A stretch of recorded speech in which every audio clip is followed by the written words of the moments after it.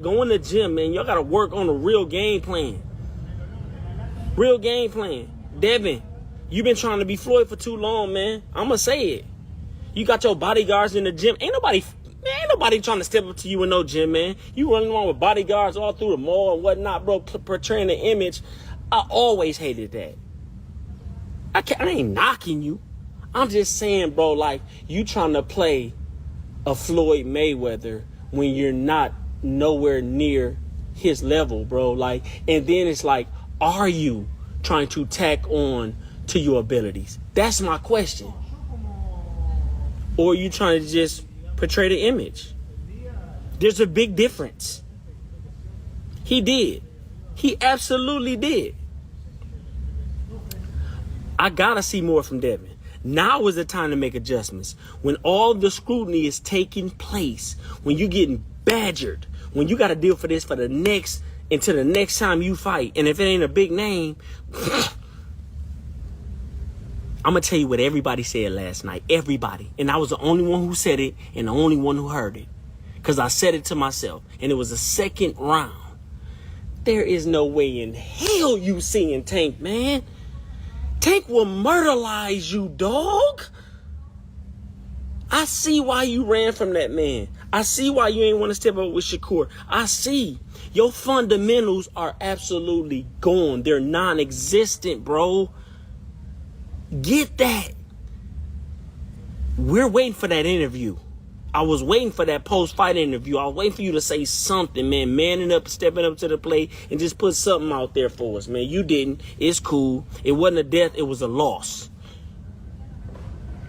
So if you got a loss, that means you can move forward and you can correct that. Right? We want to see what you can do. A lot of people don't care, right? Because you just proved a lot of people's point. There's no more dodging, man. There's no more dodging. Y'all, I didn't have a dog in this fight, man. Devin got hella work to do. I had no dog in this fight. I had no dog in this fight. Listen, I was just as entertained by those knockdowns as you were.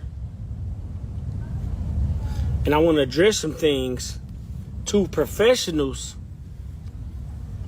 is supposed to be doing when they in that ring.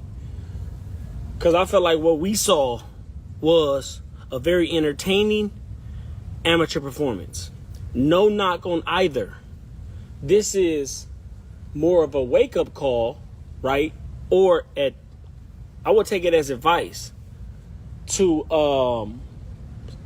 walk in that gym, make a few adjustments, and better your skills and your talents. So first, we're going to start with Devin Haney, y'all. We might well keep this thing off. We going to start with Devin Haney. Devin Haney. Bill Haney. Get this to either one. Devin or Bill. You finally found out that it's time for you to go in the gym and make adjustments. You're no longer fooling anyone. I've had my questions, right? And they were all answered last night. As a matter of fact, right before the knockout. Now, I hate to say this because I don't mean it, right? But I'm just disappointed, and I seen it in the first round with Devin Haney.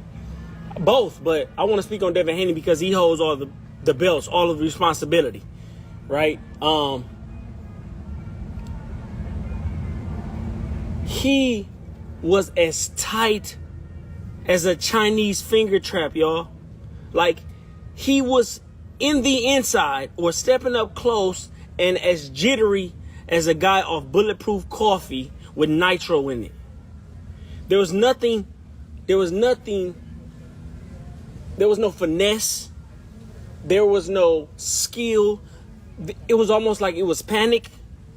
You know, it was almost like it was panic and I gotta land a big shot early. What did Devin do early on that told me that he should have had a shirt on with a headgear and 10-ounce gloves on? Everything. It was all power shots. All power shots. He didn't know how to finesse or start slow to find that fast shot. He ain't know how to punch soft to land that big shot. He was fighting very scared. And having someone with so many belts, right? You have to rise to the occasion when it's time. You have to. You have no choice. There's questions that needed to be answered last night, and we just got the answers. And those answers was when it was finally time for Devin to step up and fight somebody worth it in Ryan Garcia, someone I guarantee you he thought was going to be a walkover. Guaranteed he thought it was going to be a walkover. He got schooled. Why? Because when he was inside, he was just looking to land a big shot. He was, oh my God. It's really hard to put it into words because he was so amateurish. At this level, you got to be able to show finesse. You got to be able to show ring generalship. Devin Haney, and quote this, Devin Haney was a deer in the headlights, waiting to get ran over. This is no knock. And let me say this. That wasn't a bad night for Devin Haney.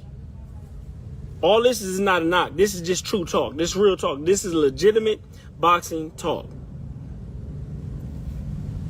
Devin found out that he's not as good as he thought he was. Period. There wasn't a bad night of fighting, y'all. Y'all just officially witnessed what Devin had to offer. And I've always seen this. Now, Devin and Ryan both, man, when they was in the middle of that ring, like I said in my video, Devin was as tight as it could be. Putting his hand here and here, here and here. First round. Here, stepping in, stepping out. Jittery. Not relaxed at all or not calm at all. Ryan was kind of playing the same game. Ryan was more paranoid, making sure he get out of the way of any big shot coming. Right? But I want to stick to Devin, man, because again, he holds all the responsibility. I'm gonna tell you like this, Devin. Bill Haney.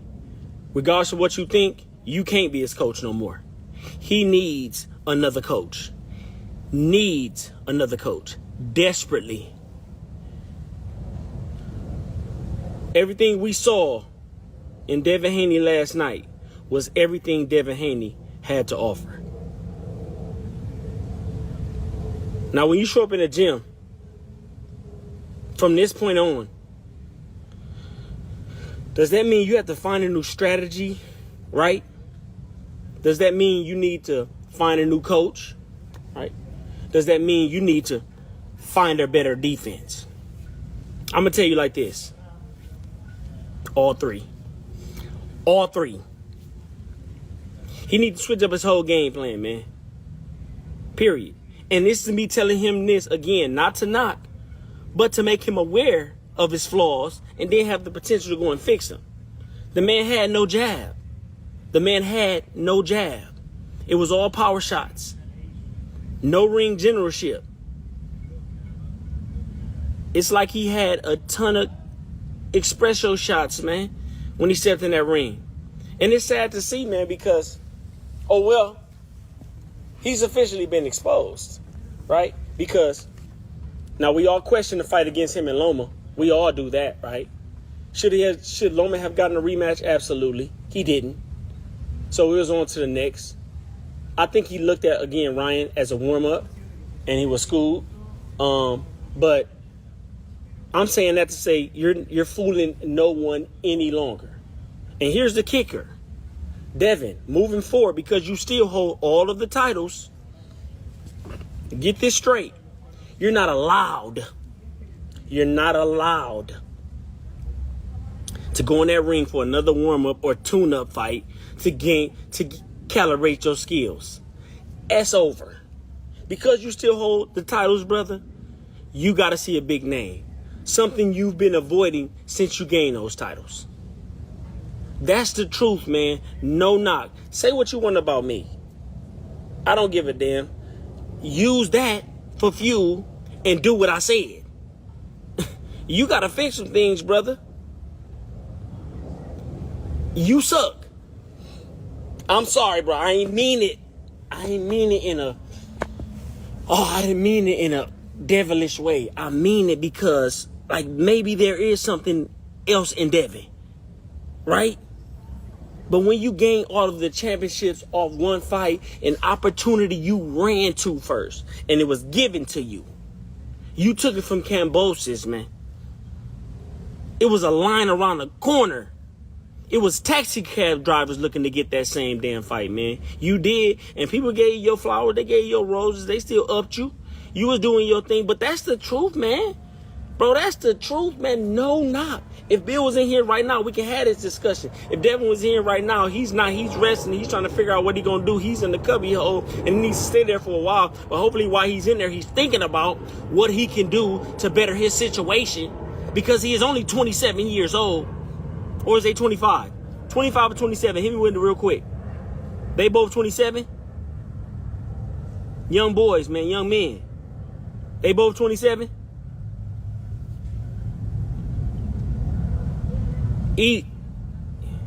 Eli, speaking on, yeah, they both 25. Man, I remember I was 25, man. I'm going to say this real quick. I remember I was 25, and I remember saying to myself, bro, if I can stop at any age to be right here. That's when I felt like I really was just like in my prime, not in boxing, but in life.